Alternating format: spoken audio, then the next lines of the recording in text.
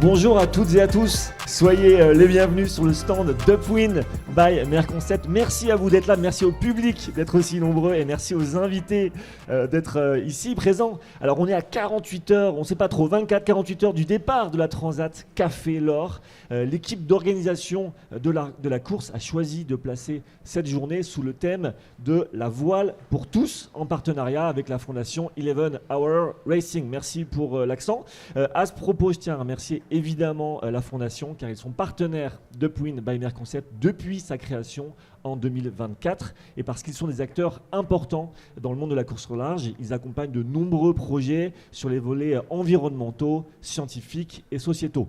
Quoi qu'il en soit, c'est dans ce contexte que l'équipe Upwind by Merconcept a décidé d'organiser cette table ronde pour prendre le temps de réfléchir ensemble à cette thématique de la voile pour tous. Et on va voir comment, au-delà du sport, au-delà de la performance, la voile peut être un puissant outil d'éducation, de sensibilisation et d'inclusion. Alors pour ça, j'ai 4 super invités de renom. Élodie Jeanne Métro est avec nous. Merci d'être là, Élodie Jeanne, à quelques heures du départ. Je le rappelle, tu es navigatrice. Tu fais partie d'Upwind by Merconcept depuis sa création. Et dans 48 heures, donc, tu seras au départ de la Transat Café L'Or aux côtés d'Anne-Claire Lebert sur l'Ocean 50 Upwind by Merconcept. Il y a également Stéphane Brédiger qui est avec nous, co-dirigeant de Merconcept, l'une des plus grandes et des plus prestigieuses écuries de course au large, fondée par un certain François Gabard, double vainqueur de la Transat Jacques Vabre, l'ancienne Transat. Une fois vainqueur, pardon, c'est la fiche Wikipédia qui est mauvaise, ou alors je me suis trompé. Une seule fois vainqueur de la Transat Jacques Vabre, ancienne Transat Café L'Or, et donc fondateur de l'écurie Merconcept. Et Alexis Boucli, tu es avec nous, directeur du centre nautique Paul Vatine, ici même au Havre, également éducateur sportif depuis 10 ans. Tu es donc, me disais-tu, un dirigeant qui va sur le terrain et qui n'a pas peur de mouiller la combinaison. Merci beaucoup d'être tous les 4 parmi nous. Une première question pour toi, François. Avant d'être un sport, la voile, c'est une expérience humaine, quasiment intime, dans un milieu fascinant. Tu y as tout appris, tu y as tout gagné. Ce milieu et ce sport t'ont construit en tant qu'homme. Si tu devais rencontrer quelqu'un qui n'a jamais vu l'océan ou qui n'a jamais pratiqué la voile, qu'est-ce que tu pourrais lui dire pour le convaincre de s'y mettre, pour lui dire oui, c'est fait pour toi, l'océan, la voile? C'est une question pas facile, mais en effet, moi j'ai eu la chance d'y être un peu imprégné depuis que je suis tout petit. Je pense que c'est quelque chose qui est en effet assez universel. Alors si je reviens un peu aux origines, on peut se dire déjà qu'on vient tous quelque part de l'eau. Le vivant est arrivé sur Terre il y a un petit bout de temps quand même, mais dans l'eau. Mais ceci, je pense que c'est important de le dire, parce que après peut-être qu'on peut s'en être éloigné, nous, Homo sapiens terriens, des fois on s'en éloigne un petit peu. Mais à la base, quand même, le vivant vient de l'océan. Le futur du vivant, peut-être d'ailleurs, nécessite que l'océan soit bon en santé pour que le vivant sur Terre continue à être en bonne santé. Et je pense qu'il y a quelque chose d'assez universel, alors c'est pour le coup un peu plus récent, dans le développement de l'humain sur la planète. Grosso modo, il y a quand même nos civilisations maritimes ou terrestres, mais elles se sont construites avec les océans. Et donc, pourquoi je dis ça ? C'est parce que je pense qu'on est quand même tous concernés par ce sujet de l'océan. On a tous, alors d'une manière plus ou moins, soit on est marin professionnel, pêcheur, on y va tous les jours et évidemment c'est le quotidien, mais la réalité de nos sociétés, elles se sont construites autour de l'océan. Donc en fait, même si on en est éloigné, quelque part, il y a quand même un lien qui s'opère depuis toujours. Et donc pourquoi et comment convaincre quelqu'un d'y retourner parce qu'en effet, je pense que c'est une expérience qui est quand même... alors j'ai absolument aucune objectivité, j'essaie de l'assumer, mais je crois en effet que c'est quand même une expérience aussi pour revenir à des choses très basiques qui me paraît assez intéressante. Moi, j'ai eu la chance de le vivre enfant. Mine de rien, c'est quand même les premières fois où j'ai compris les problématiques un petit peu, justement, même de limites physiques de notre monde, de ce que ça permettait de se déplacer. Donc, il y a plein de choses, je pense, qu'on peut apprendre dans l'expérience d'être sur un bateau. Et alors, ça peut être en faisant de la course au large, ça peut être en faisant un tour du monde, mais des fois, même à petite échelle, aller sur un bateau quelques minutes, quelques heures, même au bord de l'eau, souvent quand même, quel que soit un peu ton niveau, ta relation, c'est rare quand même que cette expérience elle soit vite, quoi. Il se passe souvent quelque chose. Et j'ose espérer qu'on est un peu meilleur en vivant cette expérience. J'espère. Donc ça vaut le coup de tenter, je pense. Tu as parlé de ta jeunesse justement. À l'heure où nos vies sont de plus en plus contraintes, où la notion de liberté est remise en question, et alors que nous vivons dans une société de plus en plus fermée, entre quatre murs, face aux écrans, loin de la nature, il n'y a pas aussi une forme d'urgence à pousser les jeunes et tout le monde, donc je me répète, à vivre cette expérience, toi qui t'es construit en tant qu'homme. Ouais, mais non, mais c'est vrai que c'est assez intéressant. Alors, on a pas mal d'écrans sur nos bateaux modernes maintenant. Je porte pas de jugement. Enfin, si en le disant, c'est que je pense qu'on en a peut-être des fois un peu trop. Oui, c'est vrai que cette expérience de se déconnecter au sens de sortir de la Terre et de se retrouver sur un bateau, ça peut être en équipage. Et c'est vrai que le lien qui se crée entre des humains quand on est sur un bateau est toujours un tout petit peu différent de ce qui se passe à terre, et je pense que expérimenter, explorer ce lien-là, il est quand même assez intéressant. Tu parles, et c'est vrai que moi j'ai grandi et en faisant de l'optimiste, et finalement peut-être mes premières décisions, tu es tout seul sur un bateau et tu dois prendre des décisions, tu es un peu en autonomie, et ça je pense que c'est une très très belle école. En effet, c'est une école de comprendre, prendre des décisions. Donc moi ça a été beaucoup en dériveur et en optimiste, donc plutôt en solitaire, donc finalement ça me retrouvait face à moi-même à devoir prendre des décisions, mais ça fonctionne aussi si on va faire de l'équipage justement, du double, pour créer des liens et essayer d'apprendre et de progresser, et de mieux se comprendre et mieux comprendre le monde qui nous entoure. Justement, on va poser la question à Élodie Jeanne Métro, merci d'être là. À bord d'un navire, donc, François l'a dit, nous sommes au milieu de la nature face aux éléments. On y vit des moments donc, de grâce comme des moments compliqués. Et puis par définition, on est embarqué dans un espace clos, sans issue, et qui nous pousse donc dans nos retranchements à prendre nos décisions. Et donc en quoi, selon toi aussi, la voile est une école de la vie? C'est peut-être le mot que tu cherchais, François. Je crois qu'on a vraiment de la chance justement de pouvoir sortir du monde terrestre, en fait, du quotidien quand on part en mer. C'est vrai, même pour quelques heures, en fait, ça permet de... Enfin, je sais pas, il y a une autre énergie, en fait, qui est là quand on est en mer. Et on vit des choses vraiment différentes, peu importe le public avec lequel on est. On voit souvent que quand on emmène des gens pour une première fois naviguer, ça peut changer les personnes qu'on a rencontrées à terre. Il y a des personnes qu'on n'attendait pas, qui se mettent en avant quand on est sur l'eau. C'est vraiment un milieu qui développe plein de choses, plein de sensations, et qui peut vraiment changer les gens. Tous les deux, vous avez parlé de l'expérience de l'altérité de l'autre. Du coup, on apprend sur soi et on apprend des autres. Est-ce que tu peux nous raconter des expériences que tu as vécues comme ça, où tu as vu des personnes se révéler? Tu en parlais un instant.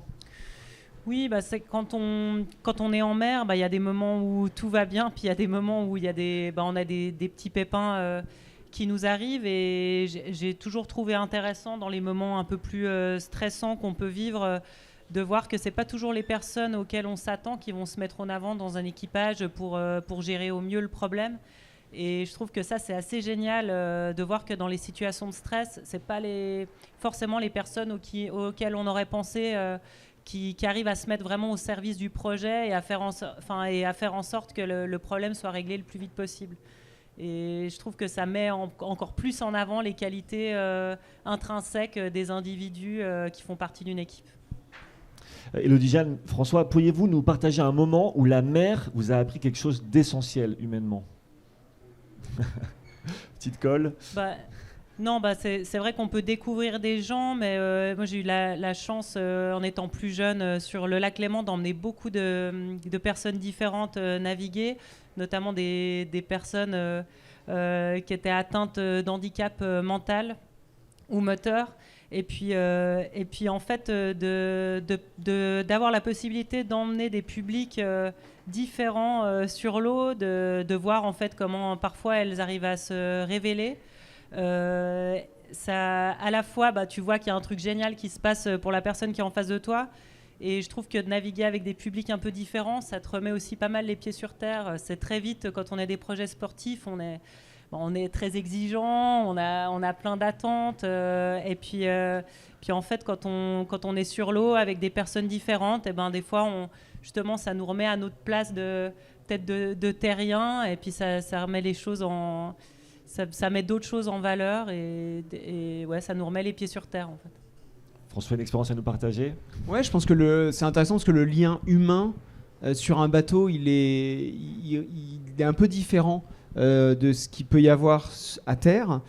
Et en l'occurrence, quelque part, tout le monde redevient un petit peu plus au même niveau, quelle que soit l'histoire, l'origine.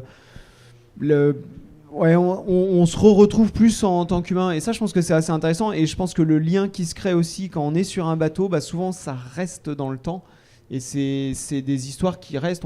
On a la chance de faire naviguer en effet des gens qui viennent sur nos bateaux de course, on fait des opérations, on fait naviguer beaucoup de gens, et souvent ces expériences-là restent, et le lien, le souvenir qu'on a des personnes et le lien qui se crée, il est fort, et je trouve ça intéressant parce que par exemple, quand on fait venir en effet des entreprises, avec de fait dans des entreprises, il y a des dirigeants, il y a différentes strates dans une entreprise. Souvent, ces strates-là, elles se cassent déjà dès qu'on arrive à bord du bateau. Et ça, je pense que c'est quelque chose, entre guillemets, où j'ai pas beaucoup d'équivalents à terre, un peu comparable. Et le lien humain qui se crée entre les gens, entre les personnes, sur l'eau, est forcément un petit peu différent, et ça je trouve que c'est intéressant. Okay. On va donner la parole à Alexis Boucli, donc je rappelle directeur du centre nautique Paul Vatine, ici même au Havre. Avant de voir à quel point la voile est un puissant outil d'éducation et de développement personnel, on l'a un petit peu vu, une question sur cette connotation de sport onéreux. L'un de tes combats dans ton centre nautique, c'est justement de rendre la voile la plus accessible possible. Comment fais-tu ? Effectivement, c'est vrai que la voile, c'est toujours une discipline qui est connotée onéreuse. On voit que pas tout le monde peut s'offrir des stages de voile, pas tout le monde peut s'offrir un bateau. Et donc, nous, on essaie d'aller chercher justement un public qui n'a pas la chance de pouvoir naviguer et de découvrir cette discipline. Et donc, on est accompagné par d'autres associations, des acteurs, le département, la région, qui nous permettent de monter des projets qui nous tiennent à cœur et qui nous permettent de vraiment de rendre ce côté accessible à la pratique. Et donc voilà, nous on n'est pas sur des supports qui sont au début hyper performants. On commence vraiment par le début, et donc déjà avant de faire monter des gens sur des bateaux hyper performants, on commence déjà par leur donner une vocation. Alors concrètement, c'est quel type de support que vous utilisez avec les personnes que vous accueillez ? On les accueille sur ce qu'on appelle des fun boats.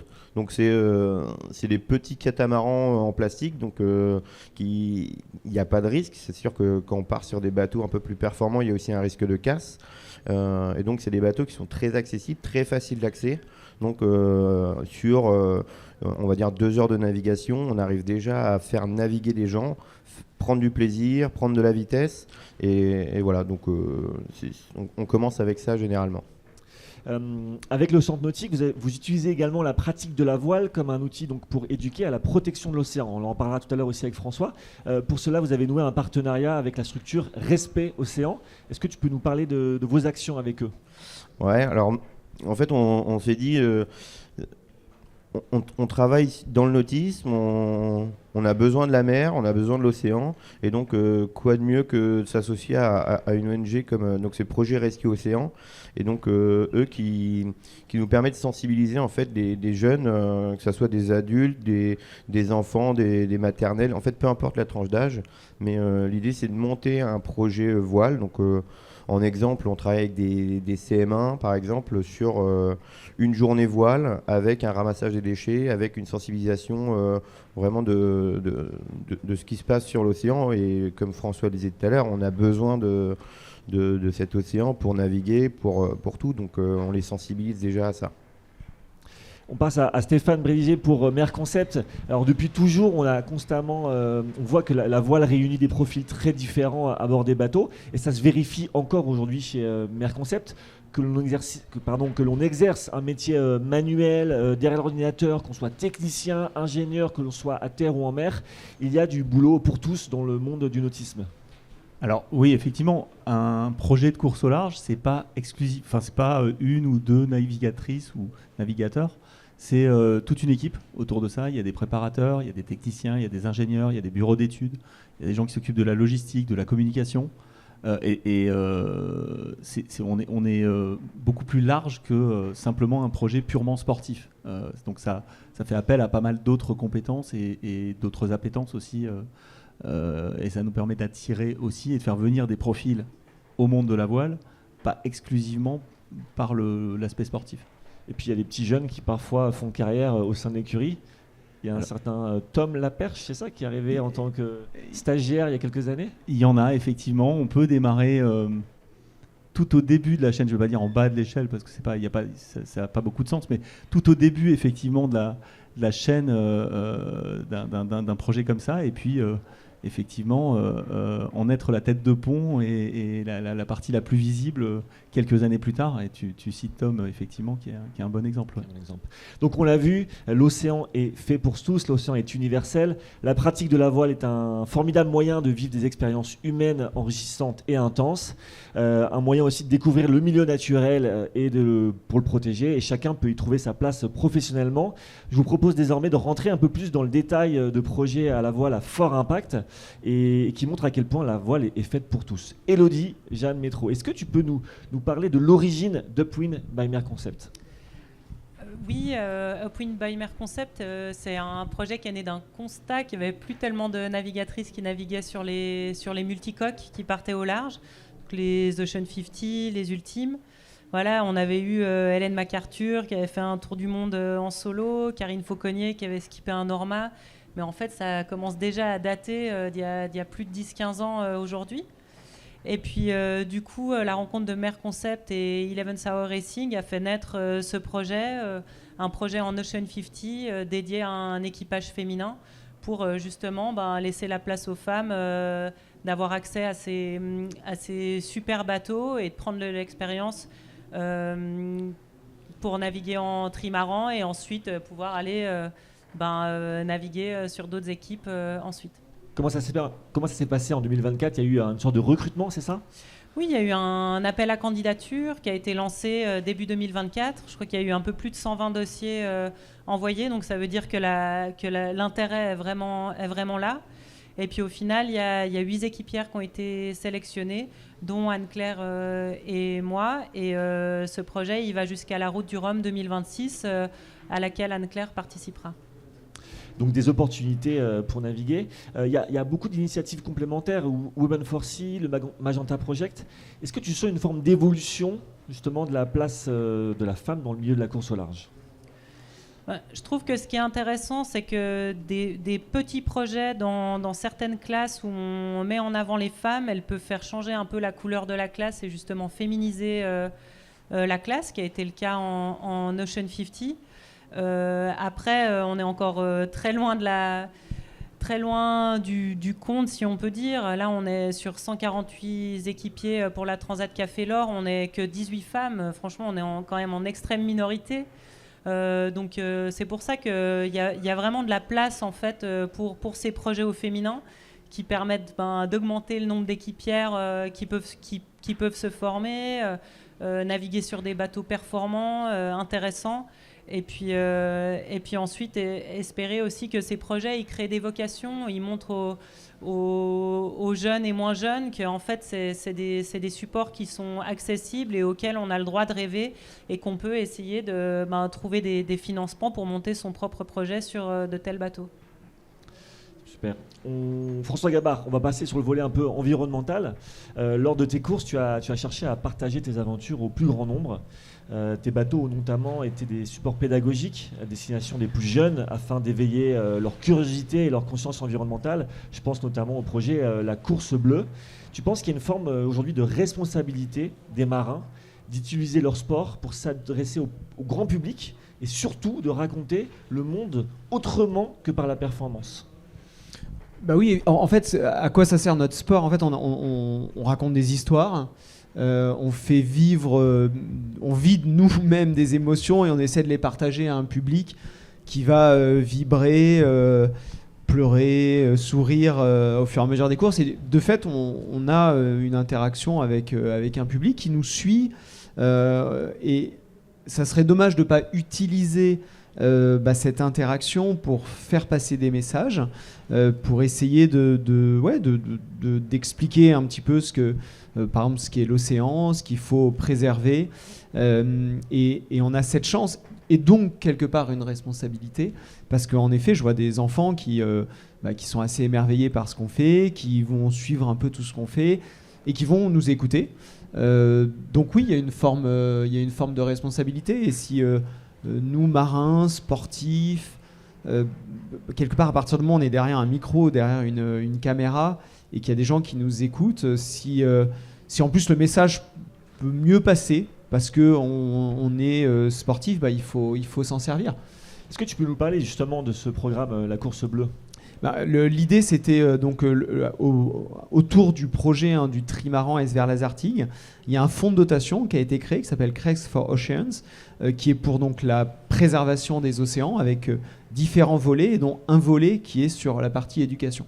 Parce qu'on le sait bien, le changement passe par les enfants, passe par l'éducation, et donc le projet Course Bleue, c'est un kit pédagogique qui est pour les enfants d'environ une dizaine d'années et qui permet quelque part de se servir des courses pour parler de sujets sur l'océan, essayer de se servir d'un tour du monde de Tom l'an dernier, ou là de la course de la Transat Café l'Or, pour avoir un espèce de suivi pédagogique qui permet d'aborder à peu près tous les sujets qu'on peut aborder à l'école, on peut faire des maths, on peut faire du français, on peut faire de la géographie évidemment, et on peut faire de l'environnement, on peut faire évidemment c'est plus sujet pour parler d'océan, pour parler d'environnement, pour parler de toutes ces thématiques là qui sont parfois pas forcément faciles à aborder, je pense, pour que ce soit moi pour les parents, pour les professeurs, et là quelque part on peut se servir de cette histoire et de cet événement qui est la Transat Café l'Or pour faire passer des messages. Je crois que tu es papa aussi. Est-ce que tu utilises ton propre programme pédagogique pour essayer d'éduquer tes propres enfants? Je vais l'utiliser, et en même temps c'est assez rigolo parce que justement en tant que parent, on a une responsabilité, et il y a forcément des messages qu'on peut faire passer à nos enfants. Et souvent les messages... il y a certains messages qui passent plus ou moins facilement, et parfois le message d'un professeur par exemple va passer différemment, et parfois le message d'un sportif ou d'une autre personne, d'un musicien, peu importe, quelqu'un qui est dans l'environnement de l'enfant, a parfois passe mieux. Plus d'impact. Ou différent, je dis pas, évidemment il y a des messages que les parents peuvent mieux passer, forcément, mais je pense que c'est bien quelque part de multiplier ces façons d'amener de l'information pour les jeunes générations.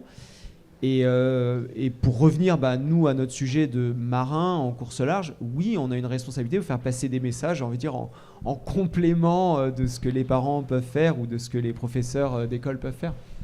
Merci. On va voir comment la course au large également, d'un point de vue technique, peut servir la société civile. Stéphane, donc avec Merconcept, vous travaillez aujourd'hui sur la mobilité durable, les biocomposites et le transport de marchandises à la voile, la décarbonation du transport maritime, grâce à des innovations issues de la course au large. C'est aussi un exemple qui montre que la voile a un rôle à jouer dans la société tout entière, au-delà du sport, que ce qui naît dans le monde de la performance peut ensuite bénéficier à d'autres secteurs plus quotidien. Explique-nous, notamment avec le projet Vela, je crois. Alors, effectivement, on le disait tout à l'heure, la course au large, c'est pas qu'un projet sportif. Il y a des ingénieurs qui réfléchissent basiquement à comment faire aller plus vite un bateau avec la même énergie. Si on prend cette réflexion à l'envers, on peut se dire que on peut utiliser moins d'énergie pour faire aller des bateaux aussi vite et leur faire transporter d'autres choses que des navigateurs ou des navigatrices, mais effectivement des gens, du matériel, des marchandises, etc. Partant de là, nos bureaux d'études, le bureau d'études de Merconcept travaille effectivement beaucoup sur des sujets de décarbonation, de transfert de technologie. Comment concrètement utiliser ce qu'on invente pour la course au large dans la vie de la mobilité maritime plus classique. Un des exemples, c'est effectivement un projet avec lequel on travaille, qui est le projet Vela, qui est un projet de transport de marchandises à la voile, en vélique, à 100% en vélique, sur lequel concrètement on n'est pas nous transporteurs de marchandises. Par contre, on connaît parfaitement le monde de la voile, le monde des gréements, le monde du vélique, etc. Et là, on peut apporter notre savoir-faire de navigateur hauturier et transférer tout ce qu'on a appris dans le cadre des courses au large au transport de marchandises, quoi. Où en est le projet actuellement ? Alors je parle sous le contrôle de François qui réagir, connaît très bien le projet, mais il y a il y a des bateaux qui sont en construction actuellement dans un chantier aux Philippines, et les premiers bateaux seront livrés normalement l'année prochaine, milieu d'année. Voilà. Okay. François, tu veux réagir sur Vela et sur ce transfert justement de la course au large à la société civile? Ouais, parce que c'est vrai que quand on réfléchit au sens de pourquoi on fait la course au large, pourquoi on fait ces bateaux, donc j'en parlais, il y a évidemment ce spectacle qu'on peut fournir à un public, et puis on en parlait juste avant, il y a de l'éducation, et puis c'est vrai que moi je trouve ça fabuleux, toute l'innovation et cette ingéniosité quelque part, parce que c'est un sport mécanique et on passe beaucoup de temps, d'énergie pour essayer d'optimiser nos bateaux. Et c'est super, hein, on peut essayer ça permet de gagner des courses, ça nous permet de battre des records, mais je trouve que c'est dommage, ça serait dommage de ne pas pouvoir l'utiliser autrement. Et c'est vraiment dans cette réflexion que tout ce qu'on peut faire chez Merconcept pour le maritime est arrivé. Et donc en effet, on est très fiers de travailler sur ce projet Vela. Et donc on est en effet à la mi-construction du premier trimaran, et qui va opérer donc à partir de fin d'année prochaine pour faire du transport de marchandises entre l'Europe, entre la France, d'ailleurs entre le port de Caen qui est pas très loin et New York. Et tout ça, en effet, c'est grâce à ce qui est inventé en course au large, et où cet écosystème, parce qu'on parlait aussi de toute l'économie qui existe autour de nos projets. Il y a des PME et il y a beaucoup d'entreprises en France qui ont vraiment un vrai savoir-faire pour faire des mâts en composite, des voiles, construire des bateaux, dessiner des bateaux. Et aujourd'hui, Merconcept, notre rôle, c'est quelque part, c'est de faire vivre tout cet écosystème pour essayer d'adapter les solutions techniques qui existent aujourd'hui sur un bateau de fret maritime. Justement, sur la coopération, Stéphane, Merconcept, c'est une entreprise à mission depuis quelques années, et je crois savoir que donc la coopération, les échanges d'idées sont au cœur de vos modes de fonctionnement, et aujourd'hui vous partagez votre expertise dans d'autres secteurs industriels, notamment avec DS Automobile récemment. Donc est-ce que vous pouvez nous parler un petit peu de cette collaboration ? Alors effectivement, la coopération, c'est extrêmement important quand on est société à mission, mais j'allais dire c'est juste important quand on est curieux. Et c'est quelque chose qu'on retrouve, c'est une caractéristique qu'on retrouve chez beaucoup de gens qui travaillent chez Merconcept, cette curiosité, cette envie de comprendre comment ça marche dans d'autres domaines. François l'a dit tout à l'heure, on est un sport mécanique. La course au large, c'est un sport mécanique partagé avec d'autres entreprises comme DS par exemple, qui eux aussi ont des problématiques de matériaux assez proches des nôtres. Ils travaillent avec du composite, avec du carbone, avec des choses comme ça. Rappelez-nous DS Automobile pour ceux qui ne connaissent pas. DS Automobile, ça fait partie du groupe Stellantis, et nous on travaille particulièrement non pas avec DS Automobile mais avec l'écurie de Formule I, donc Formule électrique, qui est une écurie de course de voitures électriques, voilà, tout simplement. Et eux, comme nous, ils ont des problématiques d'optimisation. Donc en fait, quand on fait se parler nos ingénieurs et leurs ingénieurs, on se rend compte qu'ils ont énormément de choses à s'apporter sur le traitement de la data, sur la préparation des courses, sur, encore une fois, la création de pièces, par exemple, des fournisseurs qu'on peut avoir en commun ou pas en commun, justement. Et ça, nous, on trouve ça hyper intéressant, d'autant plus que c'est une boîte française, que c'est un savoir-faire français. Et je vous parle de DS, mais on n'est pas obligé de rester dans la mécanique. On a, il y a quelques jours, annoncé un partenariat avec Jules Beau, exactement, sur la conception, la co-conception d'une paire de lunettes qui utilise du carbone, qui est issu de nos ateliers. Et travailler avec Jules Beau ou avec DS, ça nous amène... Eux nous forcent à aller chercher des choses un petit peu plus loin que ce qu'on faisait jusqu'à maintenant. Et nous, si on prend l'exemple de Jules Beau, par exemple, c'est la première fois qu'ils concevaient une paire de lunettes complètement en France. Et ça, c'était quelque chose qu'on leur a... C'était, j'allais dire, entre guillemets, un challenge qu'on leur a donné. Et eux nous ont donné d'autres challenges en termes de conception, etc. Donc c'est en co-concevant ce genre de projet, eh ben, on se tire vers le haut, tout simplement. Et on apporte voilà. On était dans l'industrie, on va passer maintenant à des publics qui sont un peu éloignés du monde de la voile. Alexis Boucli, donc avec le centre nautique Paul Vatine, vous avez lancé trois projets pour rendre la voile accessible à tous. Le premier, c'est la mer en famille. Ouais, alors c'était une problématique qu'on avait surtout au Havre. On a du mal à faire venir les jeunes des quartiers. Et du coup, on voulait mettre la barre un peu plus haut et travailler aussi sur la parentalité.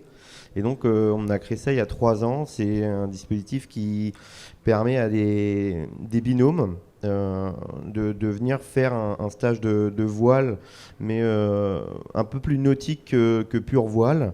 Et donc, l'idée, c'est d'avoir un parent avec un enfant. On s'est vite rendu compte que c'était pas forcément facile d'amener ce type de public. On avait des parents isolés, on avait des fratries qui permettaient pas. Donc en 3 ans, on a évolué notre action pour arriver là cette année sur quelque chose de plus abouti et donc qui nous permet en fait de faire profiter à des familles. De découvrir en fait la voile, ça peut être aussi du paddle, ça peut être du kayak, mais en fait de les faire venir sur la mer. Et donc nous, la problématique avec ce public-là, c'était déjà de les faire venir au club. On a des moniteurs qui sont super, donc qui donnent vraiment leur passion. Le plus dur, c'est qu'il faut faire venir les gens qui passent le pied à l'école de voile, et une fois qu'ils ont passé la porte, là, on a des familles qui viennent depuis 3 ans sur ce dispositif-là et qui adorent. Donc, on sait que ça marche. Mais voilà, c'est un public qui n'est pas évident à faire venir. Et en tout cas, encore une fois, c'est une discipline qui fait peur. On est en mer, on navigue pas, on voit pas le fond de l'eau. Voilà, on a plein de choses qui font que ça paraît inaccessible. Et donc, nous, on essaye de les faire venir à travers ce dispositif-là et qui est complètement gratuit. On parlait tout à l'heure de ce qui se passe en mer sur un bateau. Est-ce que vous avez vu des évolutions dans le lien parent-enfant avec les personnes qui viennent depuis plusieurs années naviguer avec vous ? Bon, on a vu direct, hein, dès les premières séances, on voit, nous on a choisi, le club est spécialisé en catamaran, donc on est sur un support double, et donc on est allé plus loin, donc on a acheté des paddles doubles, des kayaks doubles, et en fait... on est obligé on a besoin de l'autre. Le bateau, il fonctionne à 2. Le kayak, il fonctionne à 2. Et donc, s'il y en a un des deux qui fonctionne mal, l'autre doit compenser. Et donc, on voit vraiment ce côté partage qui se forme. Le bateau, il est lourd, donc il faut le tirer. Donc, il y a vraiment de l'aide, du partage. Et ce qu'on a même remarqué, c'est qu'entre les familles, il y avait beaucoup d'aide, beaucoup de partage. Et on finissait des semaines avec des moments très conviviaux. Et donc, on a vu, ne serait-ce que le sourire sur les jeunes. On a des jeunes qui se sont inscrits à l'année chez nous. Donc, voilà, quand on crée des dispositifs comme ça, c'est pour avoir ces objectifs-là. Et donc, quand on a des jeunes qui s'inscrivent à l'année chez nous, c'est gagné, ouais, complètement. Deuxième projet, la glisse au féminin, pour des personnes qui viennent des quartiers prioritaires, c'est ça ? Ouais, exactement.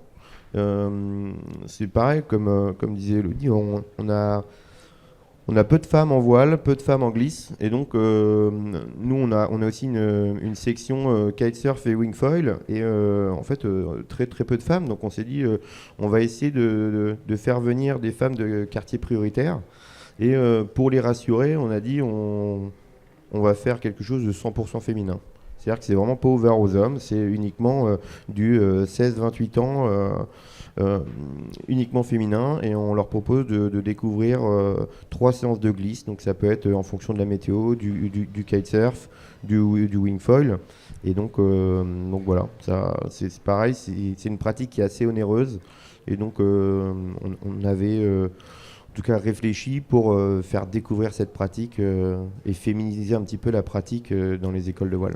Pour compléter avec le dispositif Upwind, est-ce qu'il faut donc la discriminalité positive pour créer justement ce genre de dispositif et que finalement par exemple, les femmes ne soient pas embêtées par le regard des hommes, tu m'en parlais, lorsqu'elles se changent, des choses comme ça, pour qu'elles osent finalement? Ouais, c'est ça, le fait d'être ensemble, ça les rassure. Il n'y a pas ce côté regard des autres.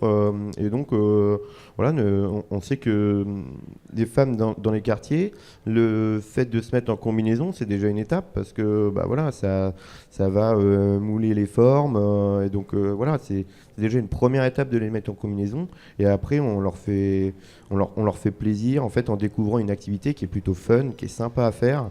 Et donc, sans ces dispositifs-là, en fait, c'est quelque chose qui est complètement inaccessible, quoi.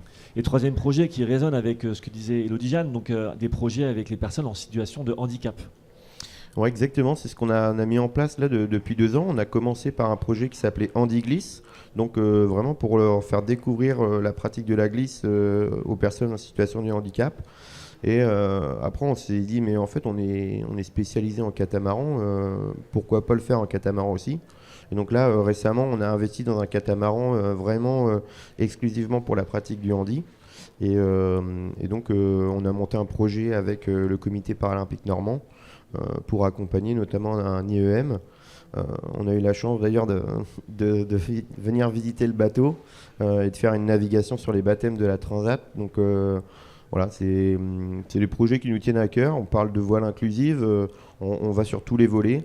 Et là, après la journée où on a visité le bateau, moi j'ai reçu un message le soir des éducateurs. Voilà, les jeunes, ils ont adoré, ils ont un regard qui est différent. Et donc, en plus, ils vont pouvoir encourager les filles sur la Transat. Donc, voilà, c'est un projet qui est autour du nautisme. C'est une grande fête et donc là on est hyper content. Là le projet avec la Transat il permet aussi d'avoir une continuité, de suivre justement tous les athlètes sur ces étapes là, donc voilà. Donc tu l'as dit tout à l'heure, ce qui vous manque c'est du public pour continuer vos projets. C'est le plus dur en fait. Et des fonds, j'imagine. Bon, les fonds, c'est sûr, c'est toujours le nœud de la guerre. Nous, on reste une association, et donc forcément, si on veut continuer à faire les choses bien et augmenter un petit peu le volume d'encadrement, il nous faut des bateaux adaptés. C'est les bateaux qui coûtent cher, donc forcément, on a déjà ce volet-là financier, mais en fait, ce qui nous manque le plus, c'est le public. Et c'est ce qui est le plus dur à avoir, c'est d'être mis en relation avec des associations, des instituts qui nous permettent aussi d'avoir du monde. On a les plus belles idées du monde, on a le matériel pour. Si on n'a personne pour faire monter, les mettre sur les bateaux, c'est dommage. Donc c'est un exemple, mais mère en famille pour cet été sur une activité qui est gratuite, on est à 65% de taux de remplissage. Et c'est dommage. C'est dommage. Elodie Jeanne, pour conclure, quelle est la suite pour Upwind by Merconcept en 2026 ? Alors, Upwind by Merconcept en 2026, c'est un petit chantier d'hiver post-transat pour remettre le bateau tout nickel pour la saison prochaine. Et puis ensuite, on aura à nouveau quelques grands prix donc en équipage complet, où on est 5 à bord, a priori en Méditerranée pour le début de saison. Et on espère qu'en emmenant le bateau en Méditerranée, on arrive peut-être à emmener d'autres femmes naviguer avec nous pour un peu ouvrir les portes du bateau. Voilà, on a la chance d'avoir un outil génial, donc autant qu'on emmène le plus d'équipières possible avec nous pour leur faire découvrir ce super trimaran. Et ensuite, à partir de mi-juin, quand on ramènera le bateau à Concarneau, le programme sera plutôt axé sur la préparation d'Anne-Claire pour qu'elle puisse faire ses premières naves en solo, et on va essayer de l'accompagner au mieux pour qu'elle soit sereine pour le départ de la route du Rhum. Ok, merci. Et 2 questions. Si on devait se retrouver dans 10 ans, Stéphane, François, qu'est-ce que vous voudriez voir avoir évolué dans le monde de la course au large chez Merck Concept, ou le monde, ou je sais pas, plus de femmes dans le monde de la course au large, par exemple? On se refait la même table ronde dans 10 ans. La voile pour tous. Je pense qu'effectivement, un des sujets, c'est de se dire, c'est de réussir ce pari d'Upwind en faisant en sorte que la précédente route du Rhum, je crois, n'avait pas de navigatrice ou très peu. En Ocean 50. En Ocean 50, il n'y en avait pas, et pas en multicoque. Ouais. C'est que il n'y a pas de raison qu'on ne soit pas à 50-50, quoi. Donc, pour que le pari soit réussi, c'est ça qu'on doit... La moitié de Exactement. la planète, quoi. Voilà. Moi, je parie là-dessus. Voilà. François? Moi, je vais dire pareil au départ, mais surtout à l'arrivée. Et quand on fait l'histoire de la route du Rhum, par exemple, c'est vraiment le constat qu'on a fait en 2022, il y a statistiquement plus de femmes qui ont gagné la route du Rhum. En tout cas, il y a Florence Artaud qui l'a gagné. Et alors qu'au départ, il y avait très peu de femmes, et avant Florence, il n'y en avait pas, et malheureusement, ces dernières années, il n'y en avait pas en multicoque. Donc évidemment, il faut qu'il y ait le plus de femmes possible au départ, et il faut qu'il y en ait aussi à l'arrivée sur les podiums, sur les premières places, et qu'on ait ce fabuleux sport qui est un sport mix. Il n'y a pas beaucoup de sports où les femmes et les hommes naviguent sur les mêmes bateaux, sur la même ligne de départ. Les femmes ont fait des résultats incroyables et exceptionnellement bons par rapport à leur taux de participation au départ. Donc elles sont probablement meilleures que nous. Et aujourd'hui, on ne le voit pas assez. Donc il faut arriver à remettre ça sur le devant de la scène. Allez, on touche du bois pour Élodie Jeanne Métro et Anne-Claire Lebert dans 48 heures. Merci à tous les 4 d'avoir participé à cette table ronde.